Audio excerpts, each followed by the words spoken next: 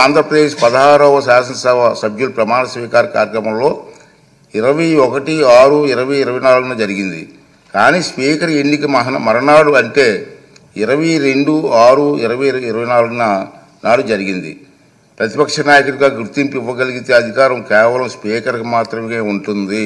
అందుకే సభ్యుల ప్రమాణ స్వీకార కార్యక్రమం జగన్మోహన్ రెడ్డికి ప్రతిపక్ష హోదా నిరాకరించడానికి సూచించిన అన్న వాదన సరికాదు.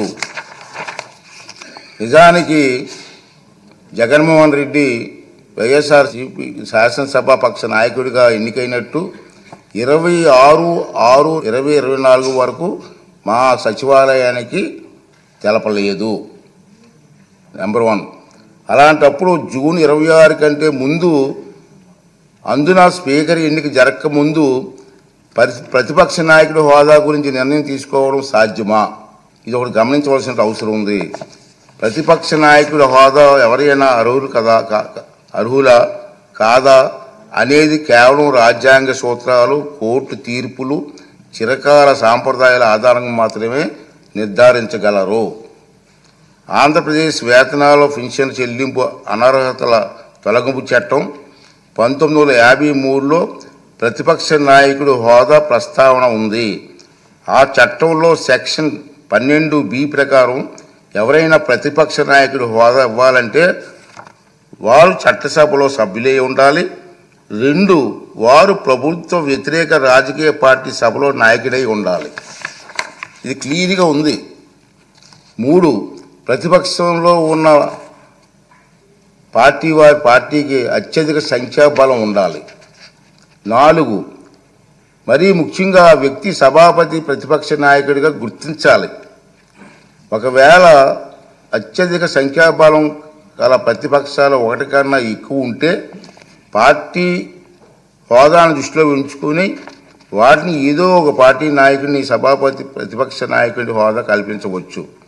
ఈ విషయంలో ఏ ఒక్క ప్రతిపక్ష పార్టీకి ఎన్నికల్లో కనీసం 10% సీట్లు రాలేదు కనుక ఎవరికి ప్రతిపక్ష నాయకుడిగా గుర్తింపు దక్కలేదు.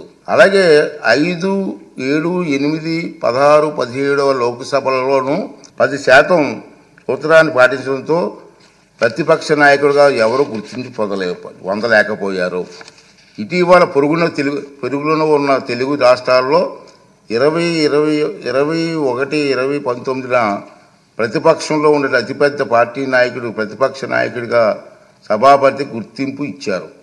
కానీ కొద్ది నెలల తర్వాత 9/6/2019 సభలో ప్రతిపక్షానికి సంఖ్యాబలం 10% కంటే తగ్గిందన్న నిర్ధారణకు రాగానే సభాపతి ప్రతిపక్ష నాయకుని ఇచ్చిన గుర్తింపును ఉపసంహరించుకున్నారు.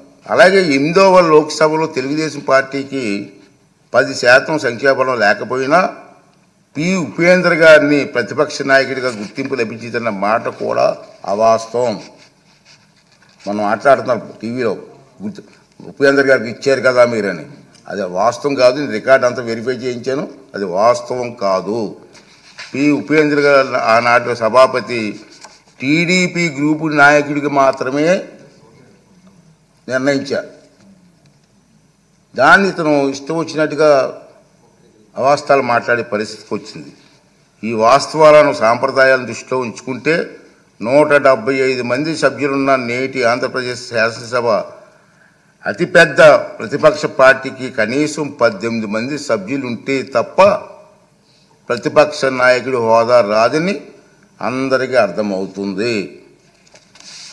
ఈ నిబంధనలు సాంప్రదాయాల ఉదాహరణలో జగన్మోహన్ రెడ్డికి తెలియదని చాలామంది అనుకుంటున్నారు. కానీ తప్పు. తెలుసు.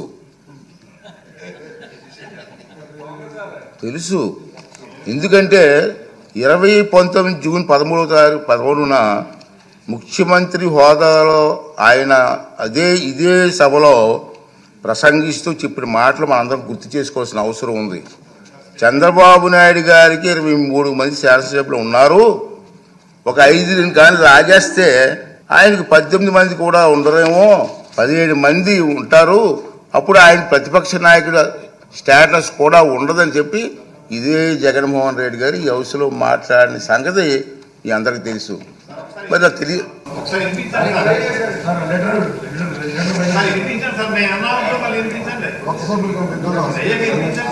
అదే చెప్తాం కదా.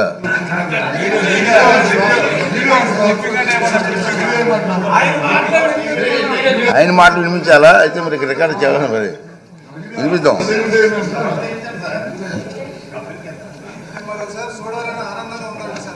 అతనే చెప్పారు, స్పీకర్కు దురుద్దేశాలు ఆపాదించడం సభా హక్కుల ఉల్లంఘన కిందకు వస్తుందని మీ అందరికీ తెలుసు. ఈ పాయింటే. అయినప్పటికీ వైఎస్ జగన్మోహన్ రెడ్డి ఇప్పటి వరకు సాధించిన దుష్ప్రచారాన్ని సంధి ప్రేలాపనలు అంటాను నేను. మా సైడ్ సంధి ప్రేలాపనలు అంటారండి.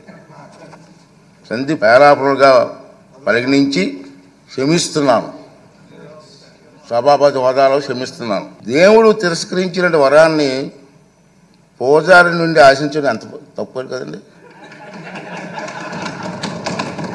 దేవుడి నిర్ణయం 11 మంది ఇచ్చాడు, నేను ఏం చేస్తాను? పూజారికి నేను ఏం చేయగలను?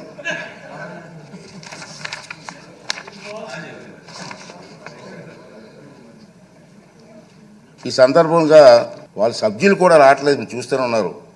ఈ సందర్భంగా సభకు దూరంగా ఉంటున్న సభ్యులకి నా విజ్ఞప్తి ఏంటంటే, మీ నియోజకవర్గాల్లో ప్రజలు మీకు ఇచ్చిన గౌరవాన్ని, బాధ్యతను గుర్తు చేసుకోండి.